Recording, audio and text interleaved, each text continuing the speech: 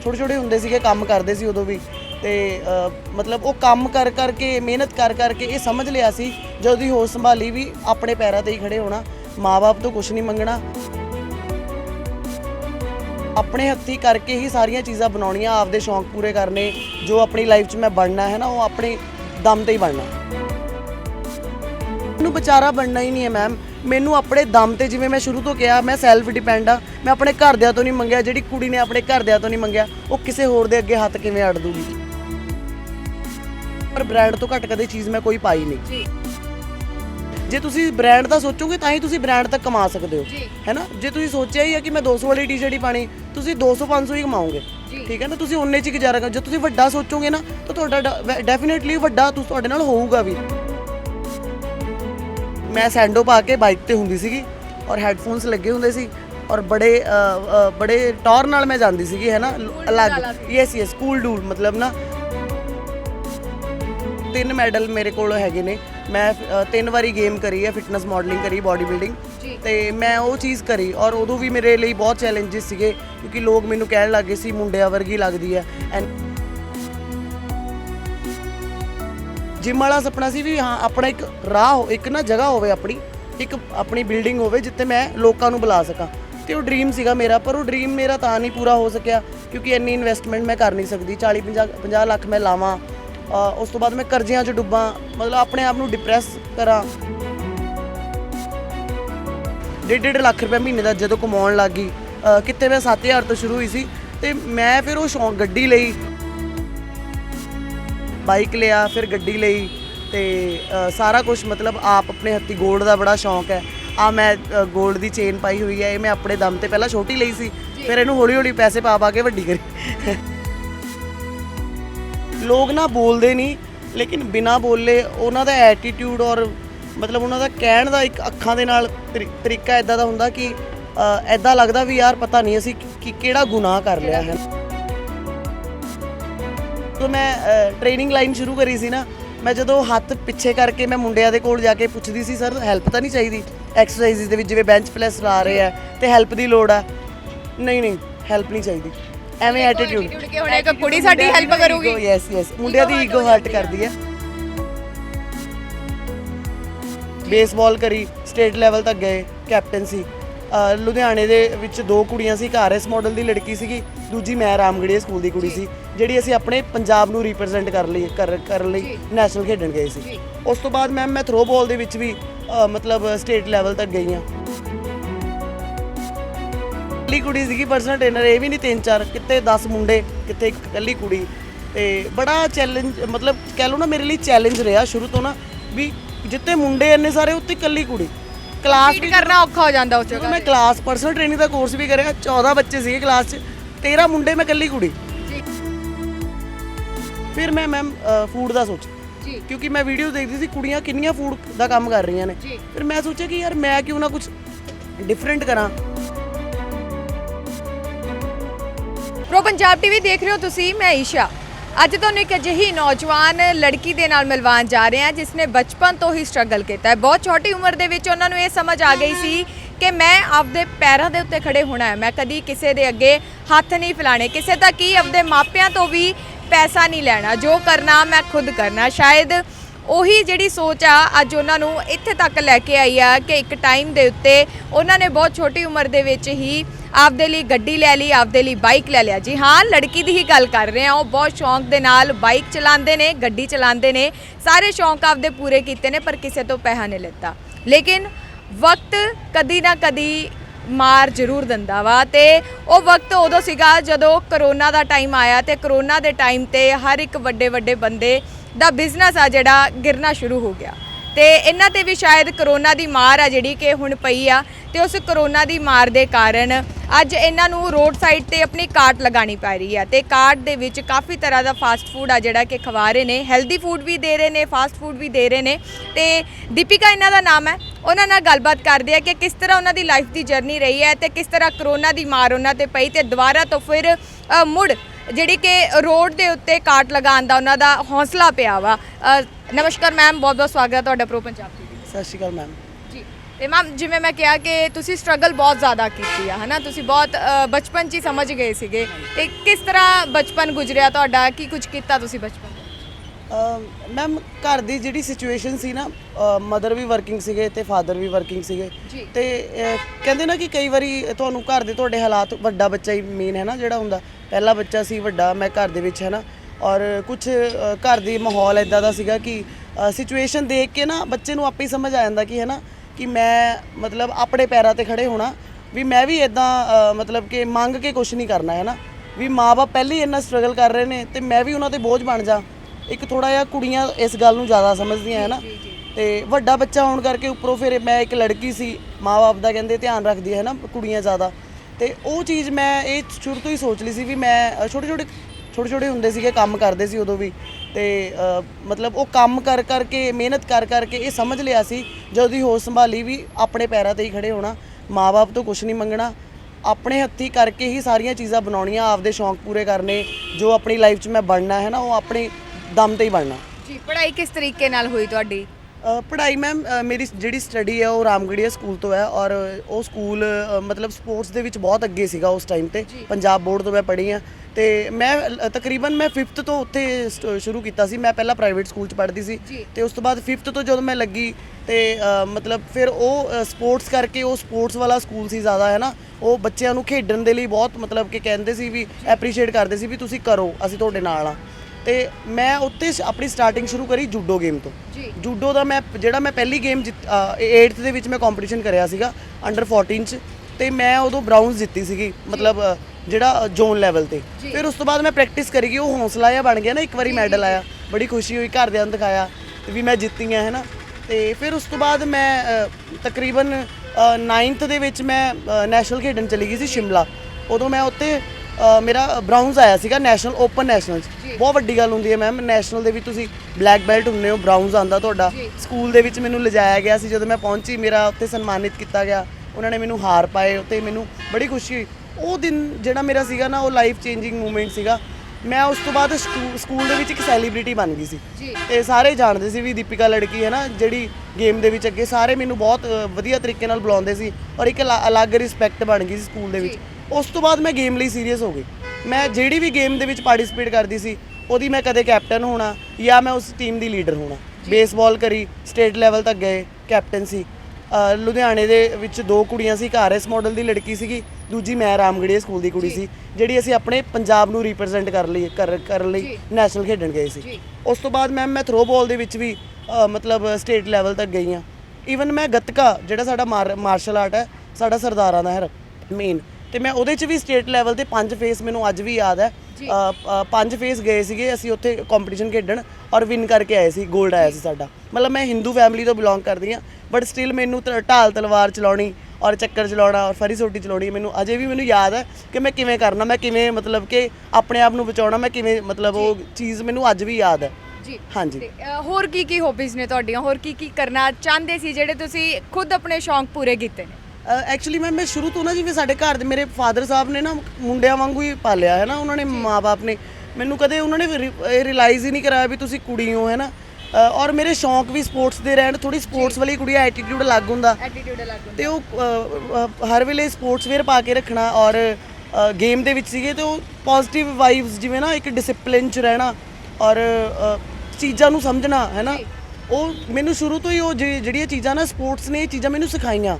ਔਰ ਲਾਈਫ ਨੂੰ ਤੁਸੀਂ ਆਪਣੇ ਆਪ ਨੂੰ ਸੈਲਫ ਡਿਪੈਂਡ ਕਿਵੇਂ ਕਰਨਾ, ਇਹ ਸਪੋਰਟਸ ਤੁਹਾਨੂੰ ਡਿਸਿਪਲਿਨ, ਸੈਲਫ ਡਿਪੈਂਡ ਹੋਣਾ ਇਹ ਸਿਖਾਉਂਦੀ ਹੈ।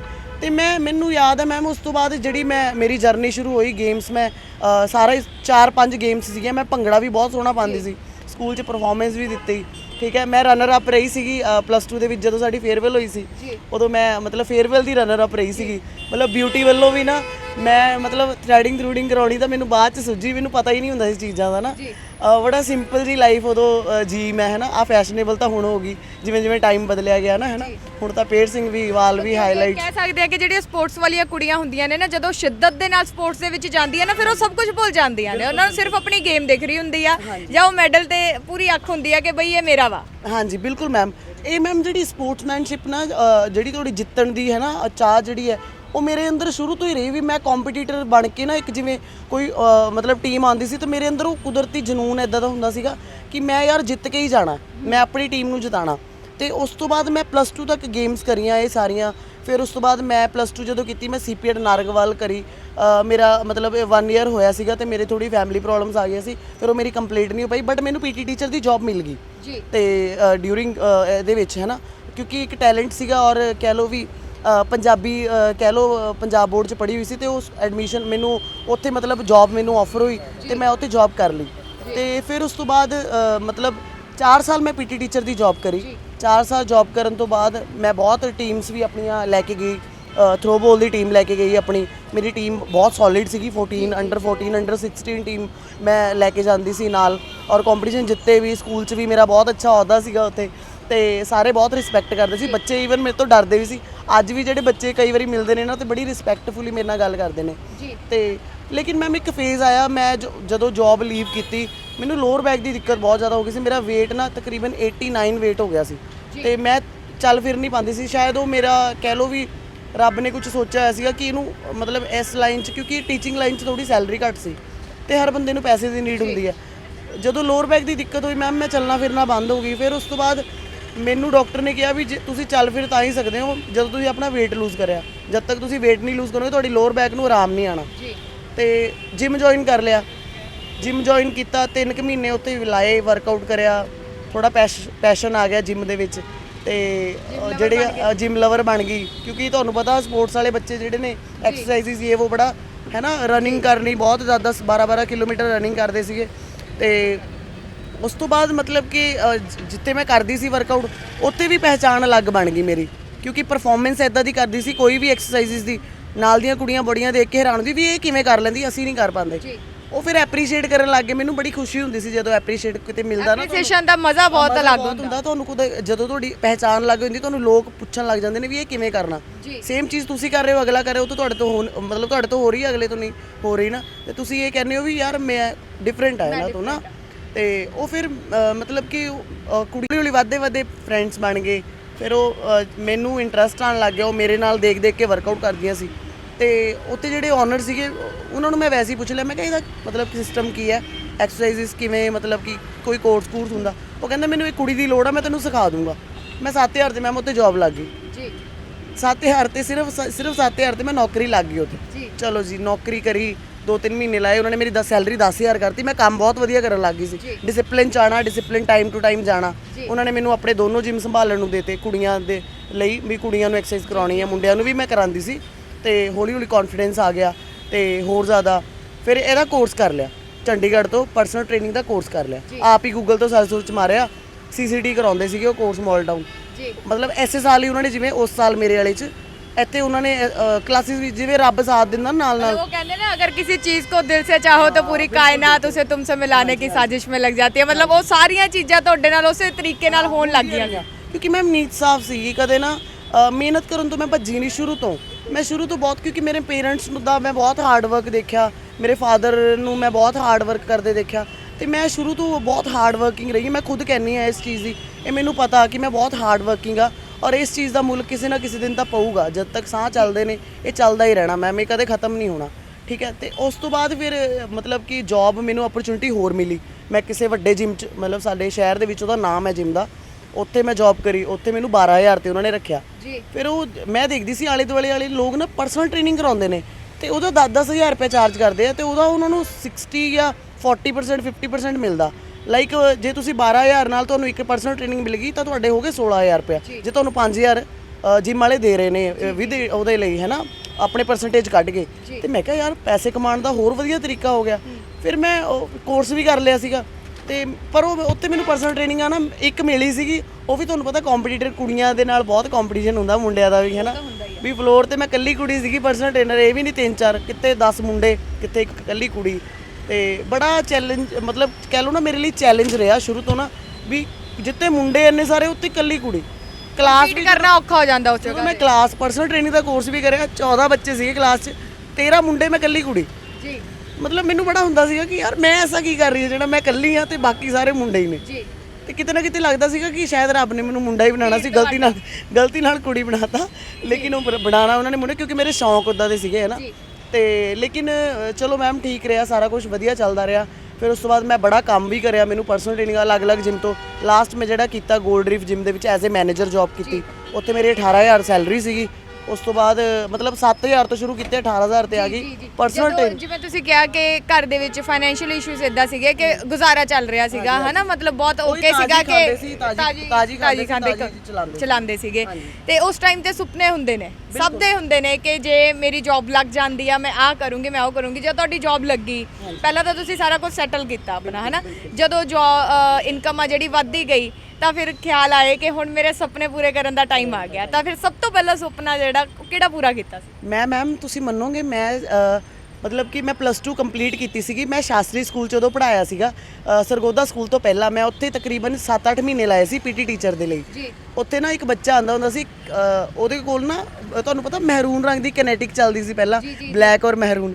ਮੈਂ ਉਹਨੂੰ ਕਿਹਾ ਤੂੰ ਵੇਚਣੀ ਹੈ ਇਹ, ਕਿਉਂਕਿ ਮੈਂ ਪੈਦਲ ਜਾਂਦੀ ਹੁੰਦੀ ਸੀਗੀ ਸਕੂਲ ਉੱਥੇ ਪੜ੍ਹਾਉਣ ਵਾਸਤੇ। ਤੇ ਮੈਂ ਕਿਹਾ ਤੂੰ ਇਹ ਵੇਚਣੀ ਹੈ? ਉਹ ਕਹਿੰਦਾ ਹਾਂਜੀ ਮੈਡਮ ਵੇਚਣੀ ਹੈ, 12,500 'ਚ ਵੇਚਣੀ ਹੈ। ਮੈਂ ਨਾ ਹੌਲੀ ਹੌਲੀ ਪੈਸੇ ਜੋੜਨੇ ਸ਼ੁਰੂ ਕੀਤੇ। ਮੇਰੇ 2500 ਸੈਲਰੀ ਸੀ ਉਦੋਂ, ਤੇ ਮੈਂ 12,500 ਰੁਪਏ ਇਕੱਠਾ ਕੀਤਾ। ਉਹਨੂੰ ਮੈਂ ਕਿਹਾ ਤੂੰ ਕਿਸੇ ਹੋਰ ਨੂੰ ਨਾ ਦੇਈ, ਇਹ ਮੈਂ ਲਵਾਂਗੀ। ਉਹ ਮੈਂ 12,500 +2 ਤੋਂ ਬਾਅਦ ਜਦੋਂ ਮੈਂ ਟੀਚਰ ਬਣੀ, ਮੈਂ ਉਸ ਤੋਂ ਬਾਅਦ ਉਹ ਚੀਜ਼ ਆਪਣੀ ਫਸਟ ਖਰੀਦੀ ਸੀ। ਔਰ ਉਸ ਤੋਂ ਬਾਅਦ ਫਿਰ ਮੈਂ ਖਰੀਦਣ ਦੀ ਖੁਸ਼ੀ ਕਿੰਨੀ ਖੁਸ਼ ਬਹੁਤ ਜ਼ਿਆਦਾ। ਮੈਨੂੰ ਚਲਾਣੀ ਵੀ ਨਹੀਂ ਸੀ ਆਉਂਦੀ, ਮੈਂ ਪੈਰਾਂ ਨਾਲ ਰਗੜ ਕੇ ਘਰ ਤੱਕ ਲੈ ਕੇ ਆਈ ਸੀ। ਮਤਲਬ ਉਹ ਚੀਜ਼ ਨਾ ਮੈਂ ਘਰ ਤੱਕ ਲੈ ਕੇ ਆਈ ਖਿੱਚ ਕੇ ਪੈਰਾਂ ਨਾਲ। ਮੈਨੂੰ ਚਲਾਉਣਾ ਵੀ ਨਹੀਂ ਸੀ ਆਉਂਦਾ, ਕਿਉਂਕਿ ਸਿਰਫ ਖਰੀਦ ਕੇ ਘਰ ਏਦਾਂ ਲੈ ਆਈ। ਮਤਲਬ ਘਰਦਿਆਂ ਨੂੰ ਪਤਾ ਸੀਗਾ ਕਿ ਤੁਸੀਂ ਲੈਣ ਜਾ ਰਹੇ ਹੋ ਕਿ ਸਰਪ੍ਰਾਈਜ਼ ਸੀ? ਸਰਪ੍ਰਾਈਜ਼ ਸੀ ਮੈਮ, ਸਰਪ੍ਰਾਈਜ਼ ਸੀ। ਰਿਐਕਸ਼ਨ ਕੀ ਸੀ ਫਿਰ? ਰਿਐਕਸ਼ਨ ਮੈਮ ਨਾਲ ਦੀਆਂ ਕੁੜੀਆਂ ਕੋਲ ਕਿਸੇ ਕੋਲ ਵੀ ਨਹੀਂ ਸੀ, ਕਿ ਸਭ ਸਾਈਕਲ ਤੇ ਔਰ ਉਹਦੇ ਤੇ ਆਉਂਦੇ ਹੁੰਦੇ ਸੀਗੇ। ਕੋਈ ਰੇਅਰ ਹੀ ਸੀ ਗੱਡੀ ਵਾਲਾ ਜਾਂ ਸਕੂਟਰ ਵਾਲਾ, ਨਹੀਂ ਤਾਂ ਪੇਰੈਂਟਸ ਹੀ ਛੱਡ ਕੇ ਮੈਂ ਪਹਿਲੀ ਕੁੜੀ ਸੀ ਜਿਹਦੇ ਕੋਲ ਕਨੈਟਿਕ ਸੀ। ਪੇਰੈਂਟਸ ਨੂੰ ਕਿੰਨਾ ਪ੍ਰਾਊਡ ਫੀਲ ਹੋਇਆ? ਬਿਲਕੁਲ ਮੈਮ, ਹੁੰਦਾ ਉਹਨਾਂ ਨੂੰ ਸੀਗਾ ਵੀ ਹਾਂ ਚਲੋ ਇਹ ਕੁਝ ਕਰਨਾ ਚਾਹੁੰਦੀ ਹੈ। ਤਾਂ ਹੀ ਤਾਂ ਉਹਨਾਂ ਨੇ ਕਦੇ ਰੋਕਿਆ ਨਹੀਂ ਮੈਮ, ਕਦੇ ਵੀ ਨਹੀਂ ਰੋਕਿਆ ਉਹਨਾਂ ਨੇ ਕਿਹਾ ਬੇਟਾ ਕੋਈ ਗੱਲ ਨਹੀਂ, ਤੁਸੀਂ ਮਿਹਨਤ ਕਰ ਰਹੇ ਹੋ ਨਾ, ਬਹੁਤ ਹੈ। ਚਲੋ ਉਹ ਤੱਕ ਸਕੂਟੀ ਸੀਗੀ ਹੈ ਨਾ, ਹਾਂਜੀ। ਕੁੜੀਆਂ ਚਲਾ ਲੈਂਦੀਆਂ ਨੇ। ਇੱਕ ਜਿਹੜਾ ਉਹ ਬਾਈਕ ਵਾਲਾ ਸ਼ੌਂਕ ਆ ਉਹ ਕਿੱਥੋਂ ਆਇਆ? ਉਹ ਮੈਮ ਬਾਈਕ ਮੈਂ 2 ਸਾਲ ਪਹਿਲਾਂ ਹੀ ਲਿਆ। ਮੈਂ ਦੇਖਦੀ ਹੁੰਦੀ ਸੀਗੀ ਕਿ ਜਿਹੜੀ ਐਕਚੁਅਲੀ ਨਾ ਜਦੋਂ ਬਾਡੀ ਬਿਲਡਿੰਗ 'ਚ ਆ ਜਾਓ ਨਾ, ਤੁਹਾਡੀ ਬਿਊਟੀ, ਤੁਹਾਡਾ ਐਟੀਟਿਊਡ ਔਰ ਤੁਹਾਡੀਆਂ ਪਹਿਰਾਵਾ, ਟੱਚਵੁੱਡ ਮੈਮ ਭਾਵੇਂ ਛੋਟਾ ਬ੍ਰਾਂਡ ਹੀ ਪਾਇਆ, ਪਰ ਬ੍ਰਾਂਡ ਤੋਂ ਘੱਟ ਕਦੇ ਚੀਜ਼ ਮੈਂ ਕੋਈ ਪਾਈ ਨਹੀਂ। ਜਦੋਂ ਦੀ ਮੈਂ ਆਪ ਕੰਮ ਕਰਨ ਲੱਗੀ ਹਾਂ, ਇਹ ਹਰ ਬੰਦੇ ਦਾ ਹੁੰਦਾ ਕਿ ਉਹਨੇ ਗੁੱਚੀ ਪਾਣਾ ਹੈ ਨਾ, ਪਰਾਡਾ ਪਾਣਾ ਹੈ। ਐਵੇਂ ਇੰਨੇ ਵੱਡੇ ਤੱਕ ਤਾਂ ਨਹੀਂ ਗਏ, ਪਰ ਚਲੋ ਛੋਟੇ-ਮੋਟੇ ਬ੍ਰਾਂਡ ਦੇ ਨਾਲ, ਮਤਲਬ ਕਿ ਇਹ ਨਹੀਂ ਵੀ 200 ਦੀ ਟੀ-ਸ਼ਰਟ। ਹਾਂ ਠੀਕ ਹੈ, ਸਭ ਮਿਹਨਤ ਕਰਦੇ ਆ ਆਪਦੇ ਉਹਦੀ, ਪਰ ਇੱਕ ਮਨ ਹੁੰਦਾ ਨਾ ਕਿ ਹਾਂ ਯਾਰ ਜ਼ਿੰਦਗੀ 'ਚ ਕੁਝ ਆਏ ਆ, ਕਰ ਰਹੇ ਆ, ਮਿਹਨਤ ਕਰ ਰਹੇ ਆ, ਤਾਂ ਇਹ ਨਹੀਂ ਕੰਜੂਸੀ ਮਾਰਨੀ ਹੈ। ਪਹਿਲਾਂ ਆਪਣੇ ਆਪ ਨੂੰ ਹੈ ਨਾ, ਆਪਣੇ ਅੰਦਰ ਨੂੰ ਠੀਕ ਕਰੋ ਵੀ ਤੁਸੀਂ ਆਪ ਵਧੀਆ ਪਾਓ, ਤਾਂ ਹੀ ਤੁਸੀਂ, ਜੇ ਤੁਸੀਂ ਬ੍ਰਾਂਡ ਦਾ ਸੋਚੋਗੇ ਤਾਂ ਹੀ ਤੁਸੀਂ ਬ੍ਰਾਂਡ ਤੱਕ ਕਮਾ ਸਕਦੇ ਹੋ, ਹੈ ਨਾ। ਜੇ ਤੁਸੀਂ ਸੋਚਿਆ ਹੀ ਹੈ ਕਿ ਮੈਂ 200 ਵਾਲੀ ਟੀ-ਸ਼ਰਟ ਹੀ ਪਾਣੀ, ਤੁਸੀਂ 200-500 ਹੀ ਕਮਾਓਗੇ, ਠੀਕ ਹੈ ਨਾ। ਤੁਸੀਂ ਉਹਨੇ 'ਚ ਹੀ ਗੁਜ਼ਾਰਾ ਕਰੋ। ਜੇ ਤੁਸੀਂ ਵੱਡਾ ਸੋਚੋਗੇ ਨਾ ਤਾਂ ਤੁਹਾਡਾ ਡੈਫੀਨੇਟਲੀ ਵੱਡਾ ਤੁਹਾਡੇ ਨਾਲ ਹੋਊਗਾ ਵੀ। ਔਰ ਇਹ ਚੀਜ਼ ਮੈਮ ਮੇਰੇ ਨਾਲ ਹੋਈ ਵੀ ਹੈ। ਮੈਂ ਇੱਕ ਕੁੜੀ ਨੂੰ ਦੇਖਿਆ ਸੀ ਬਾਈਕ ਚਲਾਉਂਦੇ ਹੋਏ, ਮੈਂ ਕਿਹਾ ਯਾਰ ਕਿੰਨੀ ਸੋਹਣੀ ਲੱਗ ਰਹੀ ਹੈ ਬਾਈਕ ਚਲਾਉਂਦੇ, ਮੈਂ ਕਿਹਾ ਮੈਂ ਵੀ ਲਵਾਂਗੀ। ਫਿਰ ਜਦੋਂ ਮੈਮ ਮੇਰੇ ਕੋਲ ਕੰਮ ਆਇਆ ਵਧੀਆ, ਮੈਂ ਨਾ 1.5 ਲੱਖ ਰੁਪਏ ਮਹੀਨੇ ਦਾ ਜਦੋਂ ਕਮਾਉਣ ਲੱਗ ਗਈ, ਕਿਤੇ ਮੈਂ 7,000 ਤੋਂ ਸ਼ੁਰੂ ਹੋਈ ਸੀ। ਤੇ ਮੈਂ ਫਿਰ ਉਹ ਸ਼ੌਂਕ ਗੱਡੀ ਲਈ ਮੈਂ ਆਪਣੀ, ਮੇਰੇ ਕੋਲ ਹੋਂਡਾ ਸਿਟੀ ਹੈ, ਨੰਬਰ ਵੀ ਮੇਰਾ, ਮੈਂ ਬੜਾ ਸਪੈਸ਼ਲ ਨੰਬਰ ਲਿਆ ਆਪਣਾ। ਤੇ ਫਿਰ ਉਸ ਤੋਂ ਬਾਅਦ ਮੈਂ ਉਸ ਤੋਂ ਪਹਿਲਾਂ ਮੈਂ ਬਾਈਕ ਲੈ ਲਿਆ ਸੀਗਾ, ਬਾਈਕ ਲਿਆ, ਫਿਰ ਗੱਡੀ ਲਈ, ਤੇ ਸਾਰਾ ਕੁਝ ਮਤਲਬ ਆਪ ਆਪਣੇ ਹੱਥੀ। ਗੋਲਡ ਦਾ ਬੜਾ ਸ਼ੌਂਕ ਹੈ, ਆ ਮੈਂ ਗੋਲਡ ਦੀ ਚੇਨ ਪਾਈ ਹੋਈ ਹੈ, ਇਹ ਮੈਂ ਆਪਣੇ ਦਮ ਤੇ ਪਹਿਲਾਂ ਛੋਟੀ ਲਈ ਸੀ, ਫਿਰ ਇਹਨੂੰ ਹੌਲੀ ਹੌਲੀ ਪੈਸੇ ਪਾ ਕੇ ਵੱਡੀ ਕਰੀ। ਰਿੰਗਸ ਦਾ ਸ਼ੌਂਕ ਹੈ, ਦੇਖੋ ਰਿੰਗਸ ਵੀ ਮੈਂ ਪਾਈਆਂ ਗੋਲਡ ਦੀਆਂ, ਮਤਲਬ ਇਹ ਚੀਜ਼ਾਂ। ਹਾਂਜੀ, ਤੇ ਟੈਟੂਜ਼ ਦਾ ਹੈ ਨਾ, ਸਾਰਾ ਮੈਂ ਮਤਲਬ ਕਮਾਉਂਦੇ ਸੀ ਤਾਂ ਆਪਣੇ ਤੇ ਖਰਚਦੇ ਵੀ ਸੀ। ਤੇ ਮੈਮ ਪਰ ਕਹਿੰਦੇ ਆ ਨਾ ਸੇਮ ਟਾਈਮ ਨਹੀਂ ਰਹਿੰਦਾ। ਲੋਕਡਾਊਨ ਲੱਗਿਆ, ਲੋਕਡਾਊਨ 'ਚ ਬਿਲਕੁਲ ਹੀ ਖਤਮ ਹੋ ਗਏ ਮੈਮ। ਜਿਮ ਸਭ ਤੋਂ ਪਹਿਲਾਂ ਸਾਡੇ ਬੰਦ ਹੋਏ, ਧਰਨੇ ਲਾ ਕੇ ਸਾਡੀ ਬੱਸ ਹੋ ਗਈ, ਸਾਡੀ ਸੁਣੀ ਨਹੀਂ ਕਿਸੇ ਨੇ, ਸਭ ਨੇ ਆਪਣੀ ਮਰਜ਼ੀ। ਜਿਮ ਨੇ ਤੁਹਾਨੂੰ ਉਠਾਇਆ ਸੀਗਾ ਹਨਾ, 7,000 ਤੋਂ ਤੁਹਾਡੀ ਸ਼ੁਰੂਆਤ ਕੀਤੀ ਸੀਗੀ, ਉਹ ਜਿਮ ਇੱਕ ਟਾਈਮ ਤੇ ਆ ਕੇ ਬੰਦ ਆ ਜਾਂਦਾ ਤੇ ਇੱਕਦਮ ਧੱਕਾ ਲੱਗਦਾ। ਬਿਲਕੁਲ ਮੈਮ, ਔਰ ਉਸ ਟਾਈਮ ਤੇ ਮੈਂ ਮੈਮ ਬਾਡੀ ਬਿਲਡਿੰਗ ਸ਼ੁਰੂ ਕਰਤੀ ਸੀਗੀ ਜਿਮ ਬੰਦ ਹੋਣ ਤੋਂ ਪਹਿਲਾਂ। ਮਤਲਬ ਕਿ ਮੈਨੂੰ ਇਹ ਸੀਗਾ ਕਿ ਮੈਂ ਜਿਵੇਂ ਸਪੋਰਟਸ ਦੇ ਵਿੱਚ ਇਸ ਗੇਮ 'ਚ ਸੀਗੀ ਨਾ, ਤੇ ਹੁਣ ਮੈਂ ਜੇ ਫਿਟਨੈਸ 'ਚ ਵੜੀ ਹਾਂ ਤਾਂ ਮੈਂ ਇਹਦੇ 'ਚ ਵੀ ਕੁਝ ਆਪਣੀ ਅਲੱਗ ਪਹਿਚਾਣ ਬਣਾਉਣੀ ਹੈ। ਮਤਲਬ ਮੈਂ ਪੰਜਾਬ ਲਈ ਜਾਂ ਕਹਿ ਲਓ ਆਪਣੇ ਲੁਧਿਆਣੇ ਲਈ ਮੈਡਲ ਲੈ ਕੇ ਆਉਣਾ ਹੈ ਨਾ, ਔਰ ਮੈਂ ਲਿਆਏ ਵੀ ਮੈਮ। ਮੈਂ ਤਿੰਨ ਮੈਡਲ ਮੇਰੇ ਕੋਲ ਹੈਗੇ ਨੇ। ਮੈਂ 3 ਵਾਰੀ ਗੇਮ ਕਰੀ ਹੈ, ਫਿਟਨੈਸ ਮਾਡਲਿੰਗ ਕਰੀ, ਬਾਡੀ ਬਿਲਡਿੰਗ, ਤੇ ਮੈਂ ਉਹ ਚੀਜ਼ ਕਰੀ। ਔਰ ਉਦੋਂ ਵੀ ਮੇਰੇ ਲਈ ਬਹੁਤ ਚੈਲੰਜਸ ਸੀਗੇ, ਕਿਉਂਕਿ ਲੋਕ ਮੈਨੂੰ ਕਹਿਣ ਲੱਗੇ ਸੀ ਮੁੰਡਿਆਂ ਵਰਗੀ ਲੱਗਦੀ ਹੈ, ਐਨੇ ਤਾਂ ਸਟੀਰੋਇਡ ਲਏ ਨੇ ਹੈ ਨਾ, ਔਰ ਇਹ ਮਤਲਬ ਕਿ ਬਾਡੀ ਬਿਲਡਿੰਗ ਦੇ ਵਿੱਚ ਕੁੜੀਆਂ ਦੀ ਗੇਮ ਨਹੀਂ ਹੈਗੀ। ਬਹੁਤ ਲੋਕ ਬੋਲਦੇ ਸੀਗੇ। ਮੈਂ ਜਿੱਥੇ ਜਾਂਦੀ ਸੀ ਮੇਰੀ ਆਦਤ ਮੈਮ ਤੁਸੀਂ ਮੈਨੂੰ ਦੇਖਿਆ ਨਹੀਂ ਮੇਰੀ, ਮੈਂ ਤੁਹਾਨੂੰ ਸਨੈਪਸ ਦਿਖਾਉਂਗੀ। ਮੈਂ ਸੈਂਡੋ ਪਾ ਕੇ ਬਾਈਕ ਤੇ ਹੁੰਦੀ ਸੀਗੀ ਔਰ ਹੈੱਡਫੋਨਸ ਲੱਗੇ ਹੁੰਦੇ ਸੀ ਔਰ ਬੜੇ ਟੌਰ ਨਾਲ ਮੈਂ ਜਾਂਦੀ ਸੀਗੀ ਹੈ ਨਾ, ਅਲੱਗ ਯੈਸ ਕੂਲ ਡੂਲ ਮਤਲਬ ਨਾ ਅਲੱਗ ਪਹਿਚਾਣ ਸੀ ਲੁਧਿਆਣੇ 'ਚ ਜਿੱਥੋਂ ਲੰਘਦੀ। ਹੁਣ ਵੀ ਕਈ ਲੋਕ ਆਉਂਦੇ ਨੇ ਤੁਸੀਂ ਉਹੀ ਹੋ ਨਾ, ਬਾਈਕ ਚਲਾਉਂਦੇ ਹੋ, ਵੱਡੇ ਹੈੱਡਫੋਨਸ ਲਾਉਂਦੇ ਹੋ, ਪਰ ਇੱਕ ਮੈਮ ਟਾਈਮ ਹੁੰਦਾ ਹਰ ਚੀਜ਼ ਦਾ। ਤੁਹਾਡੇ ਸ਼ੌਂਕ ਤੇ ਤੁਹਾਡਾ ਕੰਮ ਇਹ ਨਾਲ ਪੈਰਲਲ ਚੱਲਦੇ ਰਹਿਣਾ ਚਾਹੀਦਾ ਤਾਂ ਜ਼ਿਆਦਾ ਬੈਟਰ ਹੈ। ਜੋ ਤੁਸੀਂ ਇਕੱਲੇ ਸ਼ੌਂਕ ਪਗਾਉਂਦੇ ਹੋ ਨਾ, ਤੁਸੀਂ ਆਪਣਾ ਅੰਦਰ ਨਹੀਂ ਖੁਸ਼ ਕਰ ਸਕਦੇ ਤਾਂ ਤੁਸੀਂ ਬਾਹਰ ਖੁਸ਼ੀ ਕਿਵੇਂ ਵੰਡ ਸਕਦੇ? ਬਿਲਕੁਲ। ਤੇ ਮੈਮ ਕੰਮ ਜਦੋਂ ਘਟਿਆ ਨਾ ਤੇ ਮੈਨੂੰ ਬਹੁਤ ਪਰੇਸ਼ਾਨੀਆਂ ਹੋਈਆਂ ਲੋਕਡਾਊਨ ਕਰਕੇ। ਉਸ ਤੋਂ ਬਾਅਦ ਮੈਮ ਫਿਟਨੈਸ ਇੰਡਸਟਰੀ ਸਾਡੀ ਨਾ ਹੁਣ ਤੱਕ ਵੀ ਪੈਰਾਂ ਤੇ ਖੜੀ ਨਹੀਂ ਹੋ ਪਾ ਰਹੀ, ਲੜਖੜਾ ਰਹੀ। ਨਵੇਂ ਜਿਮ ਖੁੱਲ ਕੇ ਬੰਦ ਹੋ ਰਹੇ। ਕੱਲ ਮੈਨੂੰ ਮੇਰੇ ਕਿਸੇ ਮਤਲਬ ਫਰੈਂਡ ਦਾ ਫੋਨ ਆਇਆ ਸੀਗਾ, ਉਹ ਵੀ ਜਿਮ ਦਾ ਹੀ ਹੈ, ਉਹਦਾ ਆਪਣਾ ਮਤਲਬ ਕਿ ਸਪਲੀਮੈਂਟ ਸਟੋਰ ਹੈ। ਇੱਦਾਂ ਮੈਂ ਕੋਈ ਪੁੱਛੀ ਸੀ ਉਹ ਨਾ ਮਤਲਬ ਸਾਡੇ ਕੋਈ ਬਿਲਡਿੰਗ ਕਰਦਾ, ਉਹ ਵੀ ਉਹਦਾ ਆਪਣਾ ਜਿਮ ਖੋਲ੍ਹਿਆ ਸੀ ਉਹਨੇ, ਤੇ ਉਹਦੀ ਡੈਥ ਹੋ ਗਈ ਥੋੜੇ ਟਾਈਮ ਪਹਿਲਾਂ। ਹੁਣ ਮੈਨੂੰ ਨਹੀਂ ਪਤਾ ਕਿਉਂ ਹੋਈ, ਕਿੱਦਾਂ ਹੋਈ, ਇਹ ਚੀਜ਼ ਮੈਂ ਨਹੀਂ ਕਹਿ ਸਕਦੀ ਕੁਝ। ਤੇ ਪਰ ਮੈਮ ਉਹਨੇ ਆਪਣਾ ਜਿਮ ਖੋਲ੍ਹਿਆ ਸੀ ਔਰ ਜਿਮ ਉਹਦਾ ਬੰਦ ਹੋ ਗਿਆ, ਖੋਲ੍ਹ ਕੇ ਮਤਲਬ ਜਿਮ ਬੰਦ ਹੋ ਗਿਆ। ਤੇ ਮੈਨੂੰ ਇਹ ਚੀਜ਼ ਸੀਗੀ, ਇਸ ਚੀਜ਼ ਤੋਂ ਡਰ ਸੀ ਕਿ ਮੈਂ ਇੰਨੀ ਤਾਂ ਪਹਿਲੇ ਇਨਵੈਸਟਮੈਂਟ ਮੈਂ ਕਰ ਨਹੀਂ ਸਕਦੀ। ਮੇਰਾ ਵੀ ਬਾਡੀ ਬਿਲਡਿੰਗ ਮੈਂ ਕੰਪੀਟੀਸ਼ਨ 'ਚ ਜਿੱਤਿਆ। ਇੱਕ ਬਾਡੀ ਬਿਲਡਰ ਦਾ ਸੁਪਨਾ ਹੈ ਕਿ ਉਹਨੇ ਜਿਮ ਹੀ ਖੋਲ੍ਹਣਾ, ਕਿਉਂਕਿ ਦੇਖੋ ਇੱਕ ਕਹਿੰਦੇ ਜਿਹਦੇ ਘਰ ਦੇ ਉਹ ਨੇ ਆਪਣਾ ਡਾਕਟਰ ਨੇ, ਉਹ ਆਪਣੇ ਬੱਚੇ ਨੂੰ ਡਾਕਟਰ ਹੀ ਬਣਾਉਂਦੇ ਨੇ ਹੈ ਨਾ। ਉਹ ਅੱਗੇ ਉਹਨਾਂ ਦੀ ਚੋਇਸ ਹੈ ਵੀ ਉਹਨਾਂ ਨੇ ਕੀ ਕਰਨਾ। ਪਰ ਜਿਵੇਂ ਹੁਣ ਮੈਂ ਬਾਡੀ ਬਿਲਡਿੰਗ, ਮੇਰਾ ਪੇਸ਼ਾ ਸੀਗਾ ਬਾਡੀ ਬਿਲਡਿੰਗ ਕਰਨਾ, ਮੈਂ ਲੋਕਾਂ ਨੂੰ ਫਿਟਨੈਸ ਹੀ ਸਿਖਾਣੀ ਸੀ ਤੇ ਮੈਂ ਉਹ ਕਰਦੀ ਵੀ ਸੀਗੀ। ਪਰ ਹੋਮ ਟ੍ਰੇਨਿੰਗਾਂ ਦੇਣ ਲੱਗੀ ਜਾ ਕੇ ਲੋਕਾਂ ਦੇ ਘਰ। ਲੇਕਿਨ ਉਹ ਜਿਮ ਵਾਲਾ ਸੁਪਨਾ ਸੀ ਵੀ ਹਾਂ ਆਪਣਾ ਇੱਕ ਰਾਹ, ਇੱਕ ਨਾ ਜਗ੍ਹਾ ਹੋਵੇ, ਆਪਣੀ ਬਿਲਡਿੰਗ ਹੋਵੇ ਜਿੱਥੇ ਮੈਂ ਲੋਕਾਂ ਨੂੰ ਬੁਲਾ ਸਕਾਂ। ਤੇ ਉਹ ਡ੍ਰੀਮ ਸੀਗਾ ਮੇਰਾ, ਪਰ ਉਹ ਡ੍ਰੀਮ ਮੇਰਾ ਤਾਂ ਨਹੀਂ ਪੂਰਾ ਹੋ ਸਕਿਆ ਕਿਉਂਕਿ ਇੰਨੀ ਇਨਵੈਸਟਮੈਂਟ ਮੈਂ ਕਰ ਨਹੀਂ ਸਕਦੀ। 40-50 ਲੱਖ ਮੈਂ ਲਾਵਾਂ, ਉਸ ਤੋਂ ਬਾਅਦ ਮੈਂ ਕਰਜ਼ਿਆਂ 'ਚ ਡੁੱਬਾਂ, ਮਤਲਬ ਆਪਣੇ ਆਪ ਨੂੰ ਡਿਪਰੈਸ ਕਰਾਂ, ਉਹ ਮੇਰੇ ਤੋਂ ਪੋਸੀਬਲ ਨਹੀਂ ਸੀ ਹੋ ਸਕਦਾ। ਫਿਰ ਮੈਂ ਮੈਮ ਫੂਡ ਦਾ ਸੋਚਿਆ ਕਿਉਂਕਿ ਮੈਂ ਵੀਡੀਓਜ਼ ਦੇਖਦੀ ਸੀ ਕੁੜੀਆਂ ਕਿੰਨੀਆਂ ਫੂਡ ਦਾ ਕੰਮ ਕਰ ਰਹੀਆਂ ਨੇ। ਫਿਰ ਮੈਂ ਸੋਚਿਆ ਕਿ ਯਾਰ ਮੈਂ ਕਿਉਂ ਨਾ ਕੁਝ ਡਿਫਰੈਂਟ ਕਰਾਂ, ਕਿ ਕੁੜੀਆਂ ਡਾਈਟ ਦਾ ਤਾਂ ਨਹੀਂ ਕਰਦੀਆਂ। ਮੈਂ ਡਾਈਟ ਦਾ ਸ਼ੁਰੂ ਕਰਿਆ। ਉਹ ਤਾਂ ਹੌਲੀ ਚਲੋ ਹੁਣ 버ਗਰ ਵਾਲਾ ਕੰਮ ਹੋ ਗਿਆ ਵੀ, ਕਿਉਂਕਿ ਉਹ ਲੋਕਾਂ ਦੀ ਡਿਮਾਂਡ ਤੇ। ਉਹ ਆਪਾਂ ਜੇ ਗੱਲ ਕਰੀਏ, ਘਰਦਿਆਂ ਨੇ ਨਹੀਂ ਕਦੀ ਕਿਹਾ ਕਿ ਇੰਨੀ ਲਗਜ਼ਰੀਅਸ ਲਾਈਫ ਜੀਣ ਤੋਂ ਬਾਅਦ ਇੱਕਦਮ ਤੁਸੀਂ ਰੋਡ ਤੇ ਆ ਕੇ ਕਾਟ ਲਗਾ ਰਹੇ ਹੋ? ਮੈਮ ਉਹਨਾਂ ਨੇ ਨਾ ਕਦੇ ਕਿਸੇ ਚੀਜ਼ ਲਈ ਰੋਕਿਆ ਟੋਕਿਆ ਹੀ ਨਹੀਂ। ਜਦੋਂ ਚੰਗਾ ਟਾਈਮ ਵੀ ਆਪਣੇ ਨਾਲ, ਉਹ ਵੀ ਮੇਰੇ ਨਾਲ ਸੀਗਾ। ਚੰਗੇ ਟਾਈਮ 'ਚ ਵੀ ਉਹਨਾਂ ਨੇ ਮੇਰੇ ਤੋਂ ਕੁਝ ਨਹੀਂ ਮੰਗਿਆ, ਮਾੜੇ ਟਾਈਮ 'ਚ ਵੀ ਨਹੀਂ ਉਹਨਾਂ ਨੇ ਮੈਨੂੰ ਕੁਝ ਵੀ ਮੰਗਿਆ। ਮਤਲਬ ਕਹਿ ਲਓ ਵੀ ਨਾ ਦਿੱਤਾ ਤੇ ਨਾ ਮੰਗਿਆ, ਠੀਕ ਹੈ, ਕਿਉਂਕਿ ਆਦਤ ਹੀ ਨਹੀਂ ਸੀਗੀ ਮੈਮ ਸ਼ੁਰੂ ਤੋਂ ਐਵੇਂ ਕਰਨ ਦੀ, ਹੱਥ ਅੱਡਣ ਦੀ ਕਦੇ ਆਦਤ ਹੀ ਨਹੀਂ ਹੋਈ। ਤੇ ਕਾਟ ਲਗਾਉਣ ਤੋਂ ਬਾਅਦ ਕਿੱਦਾਂ ਦਾ ਰਿਸਪੌਂਸ ਆਇਆ? ਲੋਕੀ ਕਿੱਦਾਂ ਆਣਾ ਸ਼ੁਰੂ ਹੋਏ? ਜਿਵੇਂ ਇੱਕ ਲੜਕੀ ਆ ਹਨਾ, ਇਦਾਂ ਰੋਡ ਦੇ ਉੱਤੇ ਖੜੀ ਆ, ਕੰਮ ਕਰ ਰਹੀ ਆ, ਲੋਕੀ ਕਾਫੀ ਤਰ੍ਹਾਂ ਦੀਆਂ ਗੱਲਾਂ ਕਰਦੇ ਨੇ, ਤੁਸੀਂ ਖੁਦ ਸੁਣੀਆਂ ਨੇ, ਤੁਸੀਂ ਮੇਰੇ ਨਾਲ ਡਿਸਕਸ਼ਨ ਕਰ ਰਹੇ ਸੀਗੇ ਕੱਲ। ਹਾਂਜੀ ਮੈਮ, ਮਤਲਬ ਬਹੁਤ ਚੀਜ਼ਾਂ ਹੁੰਦੀਆਂ ਨੇ, ਲੋਕ ਨਾ ਬੋਲਦੇ ਨਹੀਂ ਲੇਕਿਨ ਬਿਨਾਂ ਬੋਲੇ ਉਹਨਾਂ ਦਾ ਐਟੀਟਿਊਡ ਔਰ ਮਤਲਬ ਉਹਨਾਂ ਦਾ ਕਹਿਣ ਦਾ ਇੱਕ ਅੱਖਾਂ ਦੇ ਨਾਲ ਤਰੀਕਾ ਇੱਦਾਂ ਦਾ ਹੁੰਦਾ ਕਿ ਇੱਦਾਂ ਲੱਗਦਾ ਵੀ ਯਾਰ ਪਤਾ ਨਹੀਂ ਅਸੀਂ ਕਿਹੜਾ ਗੁਨਾਹ ਕਰ ਲਿਆ ਹੈ ਨਾ, ਕਿ ਮੈਂ ਕਿੰਨੀ ਵੱਡੀ ਮਿਸਟੇਕ ਕਰ ਲਈ ਕਿ ਮੈਂ ਇੱਥੇ ਖੜੀ ਹਾਂ। ਇਹ ਮੈਮ ਮੈਨੂੰ ਇਹ ਚੀਜ਼ ਮੈਨੂੰ ਤਾਂ ਸਮਝ 'ਚ ਹੈਗੀ ਹੈ ਕਿਉਂਕਿ ਜਦੋਂ ਮੈਂ ਟ੍ਰੇਨਿੰਗ ਲਾਈਨ ਸ਼ੁਰੂ ਕਰੀ ਸੀ ਨਾ, ਮੈਂ ਜਦੋਂ ਹੱਥ ਪਿੱਛੇ ਕਰਕੇ ਮੈਂ ਮੁੰਡਿਆਂ ਦੇ ਕੋਲ ਜਾ ਕੇ ਪੁੱਛਦੀ ਸੀ, ਸਰ ਹੈਲਪ ਤਾਂ ਨਹੀਂ ਚਾਹੀਦੀ ਐਕਸਰਸਾਈਜ਼ ਦੇ ਵਿੱਚ, ਜਿਵੇਂ ਬੈਂਚ ਪ੍ਰੈਸ ਲਾ ਰਹੇ ਆ ਤੇ ਹੈਲਪ ਦੀ ਲੋੜ ਆ? ਨਹੀਂ ਹੈਲਪ ਨਹੀਂ ਚਾਹੀਦੀ, ਐਵੇਂ ਐਟੀਟਿਊਡ ਕਿ ਹੁਣ ਇੱਕ ਕੁੜੀ ਸਾਡੀ ਹੈਲਪ ਕਰੂਗੀ। ਯੈਸ ਮੁੰਡਿਆਂ ਦੀ ਈਗੋ ਹਰਟ ਕਰਦੀ ਹੈ ਕਿ ਹਾਂ ਨਹੀਂ ਸਾਨੂੰ ਨਹੀਂ ਹੈਲਪ ਚਾਹੀਦੀ। ਔਰ ਜੇ ਕੁਝ ਦੱਸਣਾ ਵੀ ਤੇ ਨਹੀਂ, ਉਹਨਾਂ ਨੇ ਮਤਲਬ ਕਿ ਮੇਰੀ ਗੱਲ ਹੀ ਨਹੀਂ ਸੁਣਨੀ। ਫਿਰ ਉਹ ਚੀਜ਼ ਮੈਨੂੰ ਪਤਾ ਸੀਗਾ ਕਿ ਦੀਪਿਕਾ ਇਹ ਚੈਲੰਜ ਹੈ। ਉਦੋਂ ਵੀ ਟਾਈਮ ਸੀਗਾ, ਟਾਈਮ ਬਦਲਿਆ, ਹੁਣ ਵੀ ਟਾਈਮ ਹੈ, ਟਾਈਮ ਬਦਲੇਗਾ। ਤੇ ਮੈਮ ਹੁਣ ਵੀ ਉਹ ਟਾਈਮ ਬਦਲੇਗਾ, ਡੈਫੀਨੇਟਲੀ ਬਦਲੇਗਾ। ਉਦੋਂ ਵੀ ਲੋਕ ਇਗਨੋਰ ਕਰਦੇ ਸੀਗੇ, ਨਹੀਂ ਖੜਨ ਦਿੰਦੇ ਸੀ ਕੋਲ। ਹੁਣ ਵੀ ਥੋੜਾ ਟਾਈਮ ਲੱਗੇਗਾ, ਕੋਈ ਗੱਲ ਨਹੀਂ, ਹੋ ਜਾਏਗਾ ਸਭ ਕੁਝ ਸਹੀ।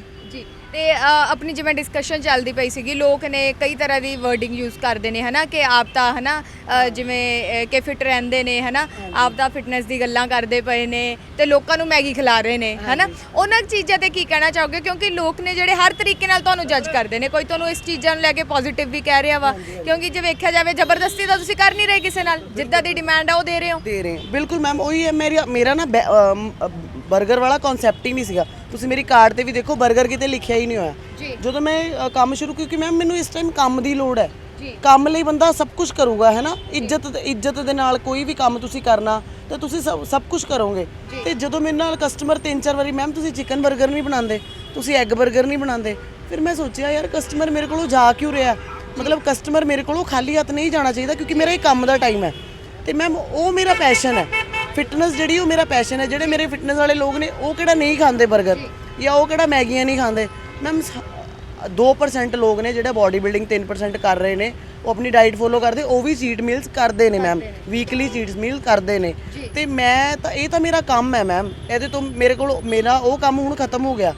ਟ੍ਰੇਨਿੰਗਾਂ ਮੇਰੇ ਕੋਲ 3 ਰਹਿ ਗਈਆਂ ਤੇ ਮੈਮ ਮੈਂ ਲੋਕਾਂ ਨੂੰ ਮਤਲਬ ਲੋਕ ਇਹ ਸੋਚਦੇ ਨੇ ਵੀ ਇਹ ਗਲਤ ਖਿਲਾ ਰਹੀ ਹੈ ਇਹ ਕੁਛ ਹੈ, ਪਰ ਮੈਮ ਇੱਦਾਂ ਤਾਂ ਕੁਛ ਨਹੀਂ। ਮੇਰਾ ਕੰਮ ਹੈ, ਲੋਕਾਂ ਦੀ ਡਿਮਾਂਡ ਹੈ ਤਾਂ ਮੈਂ ਤਾਂ ਕਰ ਰਹੀ ਹਾਂ। ਮੈਂ ਕਿਸੇ ਨੂੰ ਇਹ ਨਹੀਂ ਇੱਕ ਲੜਕਾ, ਮੈਂ ਤੁਹਾਨੂੰ ਗੱਲ ਦੱਸਦੀ ਹਾਂ, ਇੱਕ ਲੜਕਾ ਆਇਆ ਥੋੜੇ ਦਿਨ ਪਹਿਲਾਂ, ਉਹਨੇ ਮੈਨੂੰ ਨਾ ਉਹ 버ਗਰ ਦਾ ਆਰਡਰ ਕਰਿਆ ਉਹਨੇ, ਤੇ ਉਹਨੇ 버ਗਰ ਦਾ ਆਰਡਰ ਕਰਕੇ ਉਹਨੇ ਮੈਨੂੰ ਕਿਹਾ, ਕਹਿੰਦਾ ਵੀ ਆ ਜਿਹੜੀ ਮਿਓਨੀ ਹੈ ਨਾ ਇਹ ਘੱਟ ਲਾਇਓ। ਮੈਂ ਕਿਹਾ ਠੀਕ ਹੈ ਸਰ, ਮਿਓਨੀ ਘੱਟ ਲਾਣੀ ਹੈ। ਉਹਨੇ 버ਗਰ ਦਾ ਆਰਡਰ ਦਿੱਤਾ ਮੈਨੂੰ, ਤੇ 버ਗਰ ਸਭ ਤੋਂ ਪਹਿਲਾਂ ਤਾਂ ਅਨਹੈਲਥੀ, ਮੈਂ ਕਹਾਂ ਮੈਂ ਆਪ ਕਹਿੰਦੀ ਅਨਹੈਲਥੀ, ਮੈਂ ਵੀ ਕਦੇ ਕਦੇ ਖਾਂਦੀ, ਰੋਜ਼ ਨਹੀਂ ਖਾਂਦੀ, ਠੀਕ ਹੈ। ਤੇ ਲੇਕਿਨ ਖਾਣ ਵਾਲੇ ਵੀ ਲੋਕ ਖਾਂਦੇ ਆ ਮੈਮ, ਅਸੀਂ ਕਿਸੇ ਨੂੰ ਨਹੀਂ ਮਨਾ ਕਰ ਸਕਦੇ, ਉਹਨਾਂ ਦੀ ਆਪਣੀ ਲਾਈਫ ਹੈ, ਆਪਣੀ ਬਾਡੀ ਹੈ। ਤੁਸੀਂ ਨਹੀਂ ਖਵਾਓਗੇ ਕਿਸੇ ਹੋਰ ਕੋਲ ਚਲੇ ਜਾਣਗੇ ਮੈਮ, ਡੈਫੀਨਿਟਲੀ। ਜੋ ਮਤਲਬ ਕਿ ਮੈਂ ਇੰਨੀ ਹੈਰਾਨ ਹੁੰਨੀ ਆ, ਕਮੈਂਟ ਦੇ ਵਿੱਚ ਲੋਕਾਂ ਨੇ ਕਿਹਾ ਹੋਇਆ ਆਪ ਤਾਂ ਫਿੱਟ ਹੈ, ਲੋਕਾਂ ਨੂੰ ਅਨਹੈਲਥੀ ਫੂਡ ਖਵਾ ਰਹੀ ਹੈ। ਮੈਮ ਇਹ ਮੇਰਾ ਕੰਮ ਹੈ। ਕੁਝ ਲੋਕ ਤੁਹਾਡੇ ਇਸ ਗੈਟਅਪ ਨੂੰ ਵੀ ਬਹੁਤ ਜ਼ਿਆਦਾ ਜੱਜ ਕਰ ਰਹੇ ਨੇ ਕਿ ਟੈਟੂਜ਼ ਬਣਾਏ ਹੋਏ ਨੇ, ਪੀਅਰਸਿੰਗ ਕਰਵਾਈ ਹੋਈ ਆ, ਹਨਾ, ਕਿ ਕਿਸ ਤਰੀਕੇ ਦੇ ਨਾਲ ਇਹ ਰੋਡ ਤੇ ਕਾਟ ਲਗਾ ਕੇ ਖੜੇ ਨੇ, ਕਿ ਇੱਕ ਲਹਿਜਾ ਹੁੰਦਾ ਵਾ, ਹਨਾ, ਇਦਾਂ ਦੀਆਂ ਗੱਲਾਂ ਕੀਤੀਆਂ ਜਾ ਰਹੀਆਂ। ਬਿਲਕੁਲ ਮੈਮ, ਉਦੋਂ ਟਾਈਮ ਮੇਰਾ ਹੋਰ ਸੀਗਾ, ਅੱਜ ਮੇਰਾ ਟਾਈਮ ਹੋਰ ਹੈ। ਉਹ ਟਾਈਮ ਮੇਰਾ ਉਦੋਂ ਸੀਗਾ ਕਿ ਮੈਂ ਬੜੀ ਕੂਲ ਰਹਿੰਦੀ ਸੀ, ਫ੍ਰੀ ਮਾਈਂਡ ਹੋ ਕੇ ਆਪਣਾ ਬਾਈਕ ਤੇ ਗੇੜੇ ਲਾਣੇ, ਜਿਮ ਚਲੇ ਜਾਣਾ, ਵਰਕਆਊਟ ਕਰਨਾ, ਟੌਰ ਨਾਲ ਸੋਹਣੇ ਸੋਹਣੇ ਕੱਪੜੇ ਪਾਣੇ, ਤੇ ਬਾਈਕ ਤੋਂ ਹੀ ਘਰ ਕਦੇ ਗੱਡੀ ਚੱਕ ਲੈਣੀ, ਕਦੇ ਐਕਟਿਵਾ ਤੇ ਆ ਜਾਣਾ। ਉਹ ਸ਼ੌਂਕ ਜਿਹੜਾ ਸੀਗਾ ਅਲੱਗ ਸੀਗਾ। ਉਹ ਟਾਈਮ ਉਦੋਂ ਕੰਮ ਸੀ, ਸਭ ਕੁਝ ਸੀ, ਉਦੋਂ ਕੰਮ ਉੱਦਾਂ ਦਾ ਸੀ। ਹੁਣ ਜਿਹੜਾ ਟਾਈਮ ਆ ਉਹ ਮੇਰੇ ਤੋਂ ਕੰਮ ਜਿਹੜਾ ਕਿਹਾ ਉਹ ਖਤਮ ਹੋ ਗਿਆ। ਮੇਰਾ ਲਾਕਡਾਊਨ ਦੇ ਵਿੱਚ ਕੰਮ ਸਾਰਾ ਮਤਲਬ ਕਿ ਠੱਪ ਹੋ ਗਿਆ। ਤੇ ਮੈਂ ਹੁਣ ਜੀਣਾ ਥੋੜੀ ਛੱਡ ਦੂੰਗੀ ਜੋ ਚੀਜ਼ਾਂ ਮੇਰੇ ਨਾਲ, ਕਿਉਂਕਿ ਸ਼ੌਂਕ ਥੋੜੀ ਬੰਦਾ ਮਾਰ ਸਕਦਾ। ਹੁਣ ਲਾਕਡਾਊਨ ਤੋਂ ਪਹਿਲਾਂ ਕੰਮ ਬਹੁਤ ਜ਼ਿਆਦਾ ਵਧੀਆ ਚੱਲਦਾ ਪਿਆ ਸੀ। ਮੈਮ ਨੇ ਆਪਦੇ ਲਈ ਬਹੁਤ ਕੁਝ ਕੀਤਾ, ਗੋਲਡ ਦੀ ਚੈਨ ਬਣਾਈ ਆ, ਰਿੰਗਸ ਪਾਈਆਂ ਹੋਈਆਂ ਨੇ, ਗੱਡੀ ਲਿੱਤੀ ਹੋਈ ਆ, ਬਾਈਕ ਮੈਮ ਦੇ ਕੋਲ ਆ, ਹਰ ਚੀਜ਼ ਮੈਮ ਦੇ ਕੋਲ ਆ। ਤੇ ਜੋ ਚੀਜ਼ ਉਹਨਾਂ ਨੇ ਪਹਿਲਾਂ ਕਮਾਈ ਆ, ਉਹਨਾਂ ਦੇ ਸ਼ੌਂਕ ਸੀ, ਉਹ ਅਜੇ ਵੀ ਪਾ ਕੇ ਬੈਠੇ ਹੋਏ ਨੇ। ਤੇ ਵਿੱਚੋਂ ਟਾਈਮ ਮਾੜਾ ਆ ਕਿ ਕੰਮ ਆ ਜਿਹੜਾ ਛੁੱਟ ਗਿਆ। ਛੁੱਟਣ ਤੋਂ ਬਾਅਦ ਅਗਰ ਉਹ ਦੁਬਾਰਾ ਆਪਣਾ ਕੰਮ ਸ਼ੁਰੂ ਕਰ ਰਹੇ ਨੇ, ਕੁਝ ਲੋਕ ਨੇ ਜਿਹੜੇ ਤਾਂ ਵੀ ਟੰਗਾ ਖਿੱਚ ਰਹੇ ਨੇ ਕਿ ਮਤਲਬ ਕਿਸ ਤਰ੍ਹਾਂ ਹੋ ਸਕਦਾ ਕਿ ਗੋਲਡ ਦੀ ਚੇਨ ਪਾਈ ਹੋਈ ਹੈ ਐਡੀ ਸਾਰੀ, ਹੈ ਨਾ, ਵੀ ਉਹਨਾਂ ਚੀਜ਼ਾਂ ਨੂੰ ਜੱਜ ਕਰਦੇ ਨੇ ਕਿ ਮਤਲਬ ਇਹ ਕਹਿ ਸਕਦੇ ਹਾਂ ਕਿ ਮੈਂਟੈਲਿਟੀ ਹੈ ਕਿ ਆਪਣੇ ਆਪ ਨੂੰ ਸਿਰਫ ਬਚਾ ਰਿਹਾ ਹੀ ਦਿਖਾਇਆ ਜਾਵੇ। ਨਹੀਂ ਮੈਮ, ਉਹੀ ਤਾਂ ਗੱਲ ਹੈ, ਮੈਨੂੰ ਕਿਸੇ ਦੇ ਸਾਹਮਣੇ ਵਿਚਾਰੀ ਬਣਨਾ ਹੀ ਨਹੀਂ। ਮੈਨੂੰ ਕਿੰਨੇ ਫੋਨ ਕਾਲਸ ਆ ਰਹੇ ਆ ਕਿ ਮੈਮ ਤੁਹਾਨੂੰ ਪੈਸੇ ਦੀ ਲੋੜ ਆ, ਤੁਸੀਂ ਪੈਸੇ ਲੈ ਲਓ। ਮੈਂ ਕਿਹਾ ਮੈਮ 2-4-5 ਲੱਖ ਰੁਪਏ ਲੈ ਕੇ ਮੈਂ ਬਹਿ ਜਾ, 2-4-5 ਲੱਖ ਨਾਲ ਜ਼ਿੰਦਗੀ ਨਹੀਂ ਚੱਲਦੀ। ਜੇ ਮੈਨੂੰ 2-4-5 ਲੱਖ ਦੀ ਲੋੜ ਹੁੰਦੀ, ਮੈਂ ਆਪਣਾ ਅਕਾਊਂਟ ਨੰਬਰ ਪਾਉਂਦੀ, ਵੀਡੀਓ ਵਾਇਰਲ ਹੁੰਦੀ। ਇੱਕ ਮੈਂ ਦੇਖੀ ਸੀ ਵੀਡੀਓ, ਉਹਦੇ ਵਿੱਚ ਕਿਸੇ ਕੁੜੀ ਦਾ ਪਤਾ ਨਹੀਂ 15 ਲੱਖ ਕਿ ਕਿੰਨਾ, ਮੈਂ ਅਨਮੋਲ ਕੁਵਾਤਰਾ ਜੀ ਦੀ ਵੀਡੀਓ ਦੇਖਿਆ ਸੀਗਾ, ਉਹਦਾ ਕਿੰਨਾ ਇਕੱਠਾ ਹੋ ਗਿਆ। ਬਾਅਦ ਚ ਉਹਨਾਂ ਨੇ ਕਿਹਾ ਸੀ ਪਤਾ ਨਹੀਂ ਪਲਾਟ ਵੇਚਿਆ ਆ ਉਹਦਾ, ਤਾਂ ਉਹਦੇ ਪੈਸੇ ਆਏ ਨੇ। ਮੈਂ ਉਹੀ ਗੱਲ ਕਰਦੀ ਆ ਵੀ ਜੇ ਇਹ ਸਭ ਕੁਝ ਕਰਦੇ ਨਾ ਤੇ ਸ਼ਾਇਦ ਬਹੁਤ ਕਮਾ ਲੈਂਦੀ, ਉਦੋਂ ਇਕੱਠਾ ਕਰ ਲੈਂਦੀ, ਪਰ ਮੈਨੂੰ ਵਿਚਾਰਾ ਬਣਨਾ ਹੀ ਨਹੀਂ ਹੈ ਮੈਮ। ਮੈਨੂੰ ਆਪਣੇ ਦਮ ਤੇ, ਜਿਵੇਂ ਮੈਂ ਸ਼ੁਰੂ ਤੋਂ ਕਿਹਾ, ਮੈਂ ਸੈਲਫ ਡਿਪੈਂਡ ਆ। ਮੈਂ ਆਪਣੇ ਘਰਦਿਆਂ ਤੋਂ ਨਹੀਂ ਮੰਗਿਆ, ਜਿਹੜੀ ਕੁੜੀ ਨੇ ਆਪਣੇ ਘਰਦਿਆਂ ਤੋਂ ਨਹੀਂ ਮੰਗਿਆ, ਉਹ ਕਿਸੇ ਹੋਰ ਦੇ ਅੱਗੇ ਹੱਥ ਕਿਵੇਂ ਅੜ ਦੂਗੀ? ਇਹ ਕਦੇ ਵੀ ਨਹੀਂ ਹੋ ਸਕਦਾ। ਮਿਹਨਤ ਕਰਕੇ, ਬਿਲਕੁਲ ਮੈਮ। ਔਰ ਜਿਹੜੀ ਰਹੀ ਆ ਸ਼ੌਂਕ ਦੀ, ਇਹ ਜਦੋਂ ਮੇਰਾ ਚੰਗਾ ਟਾਈਮ ਸੀਗਾ, ਸ਼ੌਂਕ ਸਭ ਦੇ ਦਿਲ ਦੇ ਹੁੰਦੇ ਨੇ ਮੈਮ। ਕੋਈ ਬੰਦਾ ਕਮਾ ਕੇ ਪੂਰਾ ਕਰਦਾ, ਕੋਈ ਆਪਣੇ ਜੱਦੀ ਪੁਸ਼ਤੀ ਆਪਦੇ ਘਰਦਿਆਂ ਦੇ ਸ਼ੌਂਕ ਤੋਂ ਪੂਰਾ ਕਰਦਾ, ਮਾਂ-ਬਾਪ ਦੇ ਅੱਗੇ ਹੱਥ ਅੜਦਾ, ਹੈ ਨਾ। ਮੈਂ ਉਹੋ ਜੀ ਨਹੀਂ ਸੀ, ਮੈਂ ਆਪਣੇ ਹੱਥੀਂ ਸਾਰਾ ਕੁਝ ਕਰਿਆ, ਉਦੋਂ ਬਣਾਇਆ ਵੀ, ਬਹੁਤ ਹੰਡਾਇਆ ਵੀ, ਪਾਇਆ ਵੀ, ਸਭ ਕੁਝ ਕਰਿਆ। ਅੱਜ ਥੋੜੇ ਜਿਹੇ ਹਾਲਾਤ ਉੱਦਾਂ ਦੇ ਨੇ। ਹੁਣ ਵੀ ਇਹ ਨਹੀਂ ਕਿ ਭੁੱਖੇ ਸੌਂਦੇ ਆ, ਵਧੀਆ ਖਾਂਦੇ ਆ, ਵਧੀਆ ਪਾਉਂਦੇ। ਹੁਣ ਵੀ 2-3 ਟਾਈਮ ਚਿਕਨ ਖਾਂਦੀ ਆ ਆਪਣੀ। ਹੁਣ ਤਾਂ ਆਪਣਾ ਕੰਮ ਹੋ ਗਿਆ, ਤੇ ਹੁਣ ਵੀ ਆਪਣੀ ਡਾਈਟ ਪ੍ਰੋਪਰ ਫੋਲੋ ਕਰਦੀ ਆ। ਉਹ ਵੀ ਦਿਨ ਦੁਬਾਰਾ ਸ਼ੁਰੂ ਹੋ ਜਾਣਗੇ ਮੈਮ ਜੀ, ਪੂਰੀ ਉਮੀਦ ਹੈ। ਬਿਲਕੁਲ ਮੈਮ, ਉਮੀਦ ਹੈ। ਬਾਬਾ ਜੀ ਨਾਲ ਨੇ ਮੈਮ, ਉਹਨਾਂ ਨੇ ਹੁਣ ਤੱਕ ਨਹੀਂ ਮੇਰੀ ਪਿੱਠ ਲੱਗਣ ਦਿੱਤੀ, ਹੁਣ ਕਿੱਥੋਂ ਲੱਗਣ ਦੇਣਗੇ? ਪੂਰਾ ਵਿਸ਼ਵਾਸ ਹੈ। ਬਾਬਾ ਦੀਪ ਸਿੰਘ ਜੀ ਨੂੰ ਮੈਂ ਮੰਨਦੀ ਹਾਂ, ਉਹਨਾਂ ਕੋਲ ਮੈਂ ਰੋਜ਼ ਜਾਂਦੀ ਹਾਂ, ਬਾਬਾ ਦੀਪ ਸਿੰਘ ਮਾਡਲ ਟਾਊਨ। ਤੇ ਜਦੋਂ ਦੀ ਉਹਨਾਂ ਕੋਲ ਜਾਣ ਲੱਗੀ ਹੈ ਮੈਮ, ਦਿਨ ਹੀ ਹੋਰ ਹੋ ਗਏ ਜੀ। ਤੇ ਤੁਸੀਂ ਵੇਖਿਆ ਕਿ ਇੱਕ ਲੜਕੀ ਦੀਪਿਕਾ ਜਿਹੜੀ ਕਿ ਬਹੁਤ ਜ਼ਿਆਦਾ ਆਪਣਾ ਪਹਿਲਾ ਬਚਪਨ ਆ ਜਿਹੜਾ ਕਿ ਸਟਰਗਲ ਦੇ ਵਿੱਚ ਕੱਢਿਆ ਵਾ, ਕਾਫੀ ਔਕੜਾਂ ਨੇ ਜਿਹੜੀਆਂ ਲਾਈਫ ਦੇ ਵਿੱਚ ਆਈਆਂ, ਹੌਲੀ ਹੌਲੀ ਮਿਹਨਤ ਕੀਤੀ, ਪਰ ਇੱਕ ਮਨ ਦੇ ਵਿੱਚ ਇਹ ਰੱਖਿਆ ਕਿ ਮੈਂ ਪੈਸੇ ਨਹੀਂ ਮੰਗਣੇ। ਘਰ ਦੇ ਪਹਿਲਾਂ ਹੀ ਸਾਨੂੰ ਪਾਲ ਰਹੇ ਨੇ, ਗੁਜ਼ਾਰਾ ਕਰ ਰਹੇ ਨੇ ਘਰ ਦਾ, ਮੈਂ ਘਰਦਿਆਂ ਤੇ ਬੋਝ ਨਹੀਂ ਬਣਨਾ। ਇਸ ਸੋਚ ਨੂੰ ਲੈ ਕੇ ਦੀਪਿਕਾ ਅੱਗੇ ਵੱਧਦੀ ਰਹੀ। ਜਦੋਂ ਅੱਗੇ ਵੱਧਦੀ ਰਹੀ ਤਾਂ ਹੌਲੀ ਹੌਲੀ ਮੌਕੇ ਨੇ ਜਿਹੜੇ ਉਹ ਇਹਨਾਂ ਦੇ ਹੱਕ ਦੇ ਵਿੱਚ ਆਣੇ ਸ਼ੁਰੂ ਹੋਏ, ਤੇ ਮਹੀਨੇ ਦਾ 1.5 ਲੱਖ ਤੱਕ ਇਹਨਾਂ ਨੇ ਕਮਾਇਆ ਹੋਇਆ ਹੈ। ਤੇ ਉਸ ਕਮਾਈ ਤੋਂ ਬਾਅਦ ਇੱਕਦਮ ਇੱਕ ਫੇਸ ਇਦਾਂ ਦਾ ਆਂਦਾ ਕਿ ਜਿਹੜਾ ਸਾਡੀ ਸਾਰਿਆਂ ਦੀ ਜ਼ਿੰਦਗੀ ਦੇ ਵਿੱਚ ਆਇਆ ਕਿ ਸਾਰਿਆਂ ਦਾ ਬਿਜ਼ਨਸ ਆ ਜਿਹੜਾ ਇੱਕ ਟਾਈਮ ਤੇ ਡਾਊਨ ਹੋ ਗਿਆ ਸੀਗਾ, ਤੇ ਇਹਨਾਂ ਦਾ ਵੀ ਉਹ ਬਿਜ਼ਨਸ ਲੋਕਡਾਊਨ ਦੇ ਕਰਕੇ ਡਾਊਨ ਹੋਇਆ ਸੀਗਾ। ਸਭ ਤੋਂ ਜ਼ਿਆਦਾ ਇਫੈਕਟ ਹੈ ਜਿਹੜਾ ਜਿਮ ਵਾਲਿਆਂ ਨੂੰ ਪਿਆ ਸੀ। ਲਗਾਤਾਰ ਧਰਨੇ ਆ ਜਿਹੜੇ ਜਿਮ ਵਾਲਿਆਂ ਵੱਲੋਂ ਲਗਾਏ ਗਏ ਸੀਗੇ ਜਿਮ ਖੋਲ੍ਹਣ ਦੇ ਲਈ। ਤੇ ਉਸ ਦੇ ਕਰਕੇ ਅੱਜ ਤੱਕ ਇਹਨਾਂ ਨੂੰ ਉਹ ਸਟਰਗਲ ਕਰਨੀ ਪੈ ਰਹੀ ਆ। ਜਿਸ ਨੇ ਇੰਨਾ ਕੰਮ ਕੀਤਾ, ਪੀਟੀ ਟੀਚਰ ਬਣੇ, ਜਿਮ ਟ੍ਰੇਨਰ ਬਣੇ ਤੇ ਉਸ ਤੋਂ ਬਾਅਦ ਵੀ ਅੱਜ ਜ਼ੀਰੋ ਤੋਂ ਦੁਬਾਰਾ ਇਹਨਾਂ ਨੇ ਆਪਣਾ ਕੰਮ ਸ਼ੁਰੂ ਕੀਤਾ ਵਾ। ਇੱਕ ਕਾਰਟ ਆ ਜਿਹੜੀ ਲਗਾਈ ਹੋਈ ਆ ਜਿਹਦੇ ਵਿੱਚ ਹੈਲਦੀ ਫੂਡ ਵੀ ਮਿਲਦਾ ਤੇ ਜਿੱਦਾਂ ਦੀ ਲੋਕਾਂ ਦੀ ਡਿਮਾਂਡ ਆ ਉੱਦਾਂ ਦਾ ਫੂਡ ਵੀ ਇਹਨਾਂ ਵੱਲੋਂ ਦਿੱਤਾ ਜਾ ਰਿਹਾ। ਉਮੀਦ ਕਰਦੇ ਆ ਕਿ ਤੁਸੀਂ ਇਹਨਾਂ ਦਾ ਹੌਸਲਾ ਵਧਾਓਗੇ, ਇਹਨਾਂ ਦੇ ਨਾਲ ਖੜੇ ਰਹੋਗੇ ਬਜਾਏ ਇਸ ਦੇ ਕਿ ਇਹਨਾਂ ਦੀਆਂ ਟੰਗਾਂ ਖਿੱਚੀਆਂ ਜਾਣ। ਕੈਮਰਾਮੈਨ ਆਕਾਸ਼ ਦੇ ਨਾਲ ਮੈਂ ਈਸ਼ਾ ਪ੍ਰੋ, ਪੰਜਾਬ, ਲੁਧਿਆਣਾ।